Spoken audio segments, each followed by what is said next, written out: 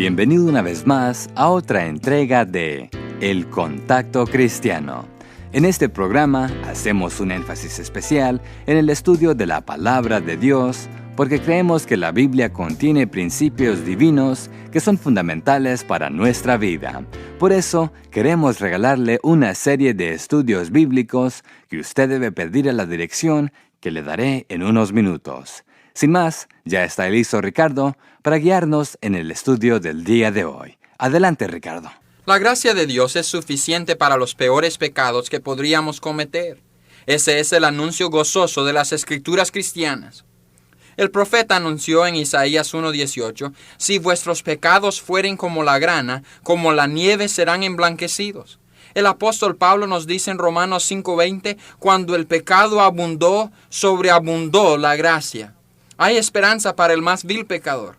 Aunque nuestros pecados estuvieran desde el infierno hasta el cielo, Dios nos perdonaría. Cuando el pecado abundó, sobreabundó la gracia. Algunas personas malentienden la implicación de esta declaración.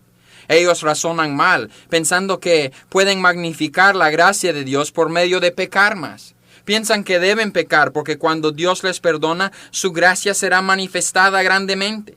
El apóstol Pablo se daba cuenta de tal razonamiento y escribió concerniente a ello para corregir esa forma de pensar. Romanos 6:1 y 2 dice, ¿qué pues diremos? ¿Perseveraremos en el pecado para que la gracia abunde? En ninguna manera, porque los que hemos muerto al pecado, ¿cómo viviremos aún en él? Estos versículos nos muestran que tan mal está ese razonar de que debemos pecar para que abunde la gracia de Dios. Pecar sería aprovecharnos de su gracia, y conste que eso ciertamente traería la disciplina y juicio de Dios. En ninguna manera, exclama Pablo. La palabra griega que expresa este pensar significa nacer, o sea que Pablo está diciendo, ni nazca ese pensamiento en sus mentes. Nosotros no debemos, ni bromeando, pensar que uno podría aumentar la gracia de Dios por medio de cometer pecado. Ese pensamiento debe perecer. Pablo insiste en el versículo 2 que hemos muerto al pecado. ¿Cómo podríamos vivir nuevamente en pecado? Ahora somos uno en Jesús, y eso garantiza el hecho de que ya no podríamos seguir viviendo en la práctica del pecar.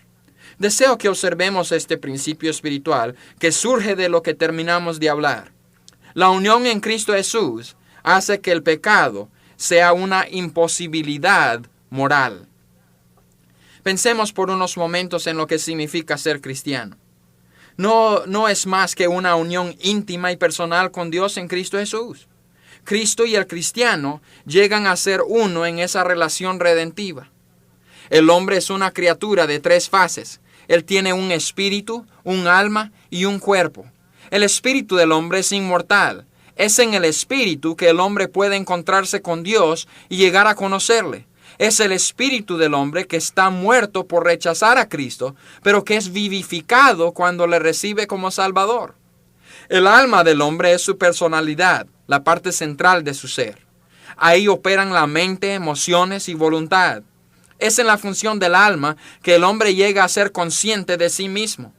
Él es distinto a los animales en que tiene un espíritu inmortal que puede conocer personalmente a Dios y la función de su alma que opera por medio del pensar en vez de por instinto. El cuerpo del hombre es la parte mundo consciente de su ser. La función de los 5 sentidos hace que el mundo sea real para él. Somos más conscientes del cuerpo que del espíritu y alma. Cuando nosotros hablamos de nuestras 3 fases, decimos cuerpo, alma y espíritu, poniendo énfasis en el cuerpo, dándole primer lugar. Cuando Dios habla de ello, Él dice espíritu, alma y cuerpo, dando al cuerpo menos importancia. Supongamos que tuviéramos 3 platos de comida. Al primer plato le ponemos espíritu, al segundo alma y al tercero cuerpo. Luego supongamos que alguien se come toda la comida que está en el primer plato. Está vacío.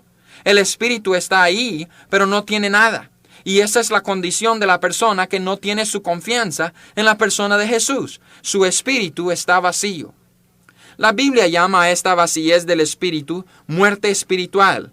Esta vacíez es el resultado del pecado que comete el hombre. Por eso es que la Biblia nos enseña en Efesios 2:1 que estamos muertos en nuestros delitos y pecados. La persona que sufre esta condición espiritual, según Efesios 2:12, está sin esperanza y sin Dios en el mundo. Esa es la condición de todo hombre antes de que reciba a Cristo como su Salvador. Solo en Cristo es que el hombre puede ser removido de la muerte espiritual y ser puesto en la vida espiritual. Si la vacillez que viene por estar separado de Dios es llamada muerte espiritual, entonces, ¿qué es vida espiritual? Bueno, vida espiritual sería Dios viviendo en el espíritu humano, llenando el vacío consigo mismo. Eso es lo que sucede cuando uno recibe a Jesús. Jesús mismo dijo que todo el que cree en Él recibiría el Santo Espíritu de Dios para morar en su espíritu humano. El ser salvo, el llegar a ser un cristiano, significa entrar a una relación personal, permanente e íntima con Dios.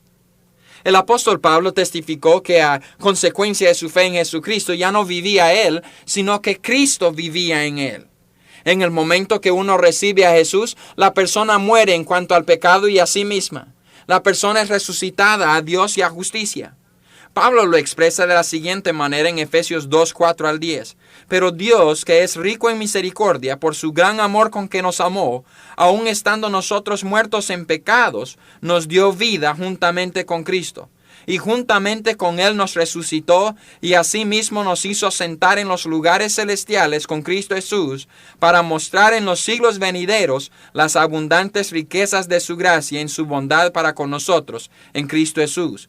Porque por gracia sois salvos por medio de la fe, y esto no de vosotros, pues es don de Dios, no por obras, para que nadie se gloríe. Porque somos hechura suya, creados en Cristo Jesús para buenas obras, las cuales Dios preparó de antemano para que anduviésemos en ellas.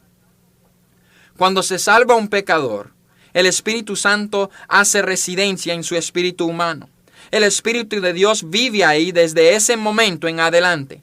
Y eso es vida eterna. Eso es salvación. El ser cristiano no significa que uno acepta ciertas doctrinas religiosas. No significa que uno se pone de acuerdo a cierta ética religiosa. No significa que uno se une a una organización religiosa. El ser cristiano significa que Dios está viviendo dentro del creyente en Jesús. La vida eterna que el creyente vive es la vida de Dios que vive en él por medio del Espíritu Santo que mora en él. Es la vida de Dios viviendo en el cuerpo del hombre. La vida eterna se está llevando a cabo hoy en el presente también. Esa es la vida cristiana normal. Cristo en nosotros y nosotros en Cristo. Eso es lo que significa ser cristiano. Por eso es que la vida de pecado es imposible para el cristiano. El cristiano ya no vive su propia vida. La vida de Dios, que no tiene que ver con pecados, se está viviendo en el cristiano. Por eso es que Pablo dice en Romanos 6:2, los que hemos muerto al pecado, ¿cómo viviremos aún en él? Primera de Juan 3:9 dice, todo aquel que es nacido de Dios no practica el pecado porque la simiente de Dios permanece en él y no puede pecar porque es nacido de Dios. La vida del pecado es imposible para aquel que está en Cristo. El cristiano ha sido librado del pecado y una vez y para siempre. Vamos a orar. Padre, hoy entendemos el por qué debemos andar por el Espíritu y no por la carne. La gracia no es una excusa para que pequemos. Pecar va en contra de la nueva vida espiritual que Jesús nos ha dado. Los cristianos no podemos practicar de continuo el pecar porque tú vives en nosotros por medio de tu Santo Espíritu. Todo esto es lo que nos enseña tu palabra y sabemos que es verdad. Señor, gracias te damos por habitar en nosotros. Gracias te damos por la victoria que tenemos sobre el pecado, siempre y cuando estamos entregados a la voluntad de nuestro espíritu y no a los deseos de nuestro cuerpo.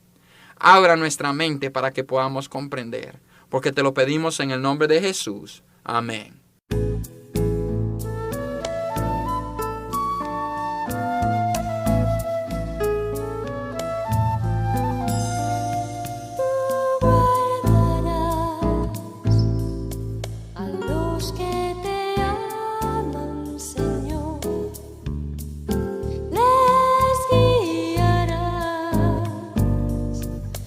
Con tu mirada de luz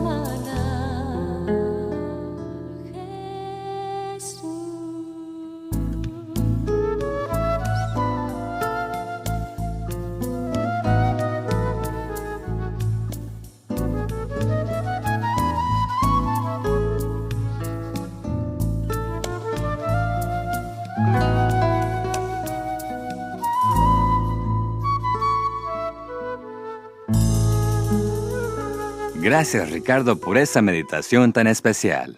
Y amigo, aquí está la dirección para que usted pueda pedirnos el estudio bíblico gratuito del que le hablé al principio del programa. Escriba a El Contacto Cristiano, apartado postal 11263, Houston, Texas, 77293. Recuerde, por favor, incluir el nombre de esta emisora cuando nos envíe su correspondencia.